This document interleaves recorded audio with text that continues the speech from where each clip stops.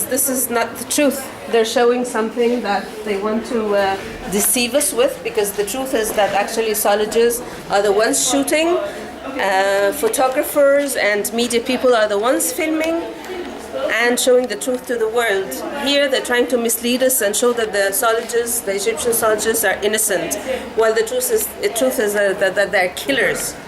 I really don't understand why they're showing this picture here instead of showing the reality, while they call this the Arabic nu or now. This is not now. This has never been now and has never been before. It's fooling people. It's showing people that the Egyptian soldiers are innocent. They're trying to hide the truth.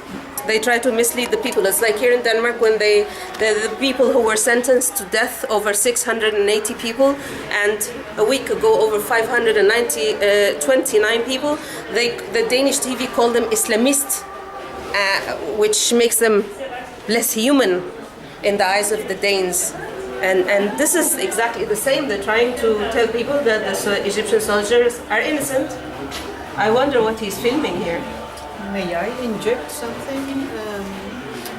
They're not trying to say he is innocent because he's filming people in order to take them and be reported and recognized so they can go after them and chop their heads off. He's filming people. So they're saying that the camera has replaced the gun in its effectivity, because with a gun you can shoot only so many people, but this you record, you show to the whatever CIA, whatever the secret police. So that's the thing behind that. This Could be picture. another. But this is the whole problem of social media. The social media are made to create repression. You know, if people are on Facebook, they get also registered. So actually, to say the revolution, thanks Facebook. Facebook has helped repression as well. Yeah, but it do both. I mean, it also did help to say when there would be a demonstration or whatever. In Iran, there were no cameras and so on during the revolution, but graffiti was a big thing because there was a graffiti war. People writing, police taking it off, they're writing some, so that. But now, the social media, the camera is available. So these are the tools of. Yes. There's one thing, you cannot blame the photographer here. The photographer, if you read the text, the photographer, he just went out and took a collection of pictures of people who are using the modern technology in the revolution. The point is, and I understand it, the people who chose the exhibition, why they choose to show this and not showing what is happening now, if it's about now. Because was a small period, and now we have a new period. When you say now, you say facts. This is misleading to me. The fact is not this to me. The world knows the fact. By showing this, you're misleading people because there's a lot of ways of interpreting this picture, unless you really read. And the fact now is that the military is not allowing anybody to film anything. Exactly, and That's usually when they film, one. they go in disguise. They don't go like that and film. They stand with the demonstrators. They go with the people in the street. They're part of them, and they film them. Turning please back to the pictures here. One point I want to show about the people here, the civilians, people here with their cameras and phones. It looks more innocent because everyone have his telephone. But here it is organized. The soldier or the policeman who have this camera, it's not his role. His role is to make control and to make some other things and duties than having a camera. So in this case, the authorities had give this another new weapon to him for making photos for what they want and to show some small things and make it bigger. This is the lie of media. And this is not a mobile.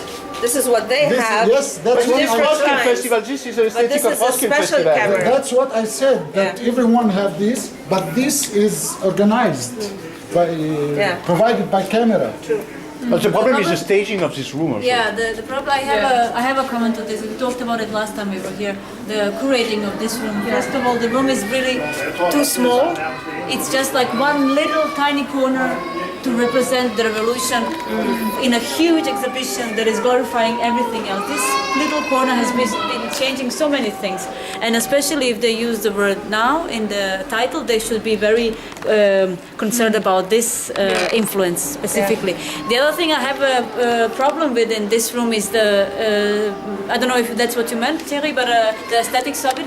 This is very shiny and polished. It's really beautiful. This guy is really good looking, and these people It's fashion, yeah. all look like. Yes, it was like festival, yeah. Exactly. Roskilde Festival, yeah. And it's a very problematic thing to do, because then it keeps it on a kind of distance. Yeah. It's like for fauna. people who are coming, they would see that I went to see this show about the revolution. They would not say that they somehow felt themselves touched. Included. And as a curator, these are the things that you can play with.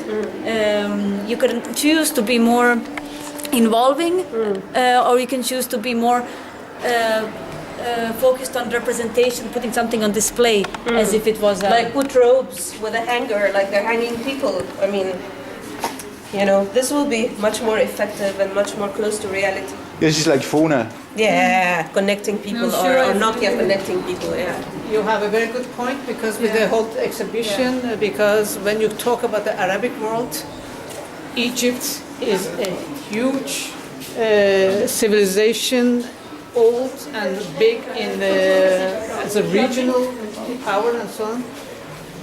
But then because the show is so much more focused on the Gulf, which is I don't know. I'm sure it is rather a new. I don't want to criticize the Gulf. Okay, they have the money, but it is sort of something new. But they are trying. What you're saying is that exactly this year is the Tahrir thing is downplaying that what is actually is happening. But over there, it's all nice and shiny, big and so on, because that's where the money is, as you're trying to say. That's where the money is. But they're trying to say, please go ahead and invest money in those places where it is all nice and quiet and no problem. There's no problem, and downplaying the problem, which is this. And you wonder if this is happening in Egypt, if what is happening in Syria is not going to have any consequences on the Gulf, because the worst thing for investment is conflict.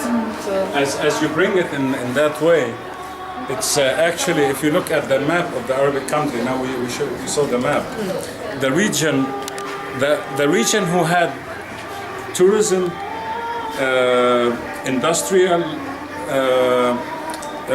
flowering, is the region where is Syria, Egypt, Iraq, Lebanon, Palestine, these countries and the Gulf countries were the people who consumed in these countries, like tourists and visiting. But now what's happening is, and that's not a secret, that the Saudi Arabs and Qatar and the Gulf countries are supporting the fractions who are fighting in Saudi Arabia and in Lebanon and all the other countries. And that's bringing like the catastrophe to this area, but the success to another area. And that's what's happening. Come and build, and I ask myself, if they didn't have all the money, they would have been in tents and in the desert. What they should have done. And now if they have all this money, they don't have democracy. They don't have respect for human rights. Nothing. They are treating people like animals. I know people who live in Dubai, and there's different levels of people. Hierarchy. Yeah. But they are the sweethearts of the West. Yeah, because there's a lot of business. But this is very disturbing that an exhibition like that, which is a piece of propaganda, try to say that we have to feel some kind of humanistically touch by the woman condition or about the revolution, and when the goal is to be friend with bad people. So it's very scary exhibition. Yeah, I came also to think about something. Women are not included here at all, even though women have the biggest part right now in Egypt. Egypt has never ever seen as many women in the streets fighting for their rights and for their freedom and for democracy like now. Maybe they're only showing one on the other side with the woman with the blue bra, but that does not represent the full picture. The full picture is so scary that the opposition started saying that the people in the government who were belonging to Morsi were putting their women on the front line to protect their men. They were criticizing men and women for having women in the streets. That shows how powerful women are. So here it's like, I don't see any woman in here. This looks like a man world. I would like to turn back and make a connection for your points. Triana's and Deutsche's point about the little place here according to the big place there, and to your political point about now for about the COP and the revolution before. I could mind you about the point which I already mentioned last time about the occupying area for the Gulf countries have a half in the exhibition, when all other countries have a second half. They talk about the high life culture, here talk about revolutions. Here the difference. Actually, if you think about, I'm sorry, Well, not the... and that they mentioned this revolution here and not the coup.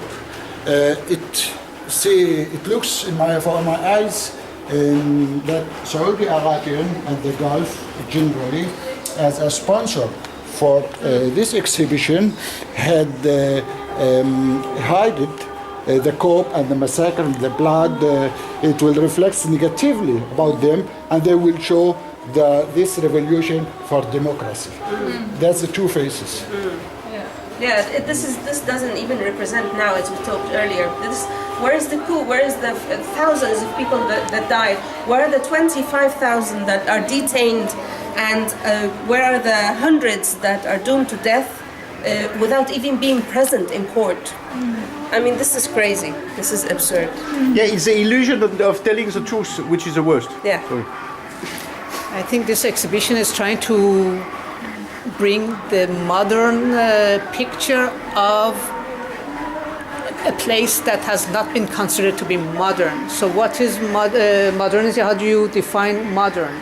It's through gadgets. Yeah, gadgets. So this is not about the revolution in Egypt. This is what is the revolution in Egypt was modern because they used these gadgets.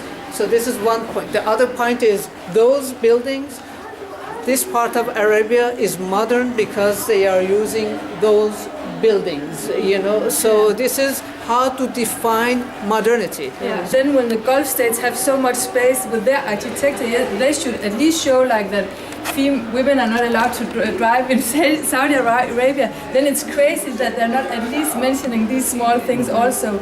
So at least it's very inconsequent, how they have done it. Yeah, but the interesting is that most of those buildings are built by the Westerners. Yeah. Now, I don't want to, again, to me, it's okay. I don't want to put any country down that they are using Western, Eastern, whatever, workforce or ingenuity and so on. But the fact is that architecture, yes, okay, Iran is not included. But I know about Iran. My own cousin, who's a female, has an architectural, office, designs big buildings and executes them and but it's not glossy, is not such and such, I don't know, architectural firm from Denmark or So this is... It's because the Western people are smarter because they have the capacity of understanding what the Arab cannot understand themselves. You see through these shows that the Western people have the capacity to understand the Arab, so they should get the contract. Because they are proving you that they understand the Arab. So they find selling technique which say, to get the contract we have to show you we understand you, even if we don't. But let's say to pretend you understand a culture is a new sales tool. I understand you, so I can sell you.